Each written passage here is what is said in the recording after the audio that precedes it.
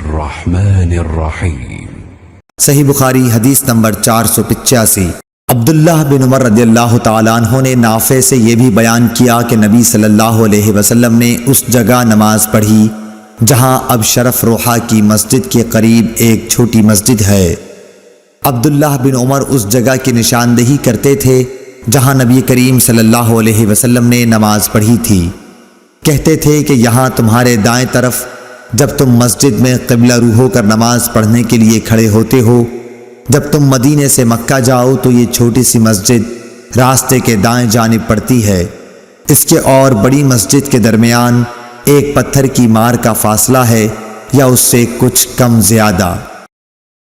اللهم صل على محمد وعلى آل محمد كما صليت على إبراهيم وعلى آل إبراهيم إنك حميد مجيد اللهم بارك على محمد وعلى آل محمد كما باركت على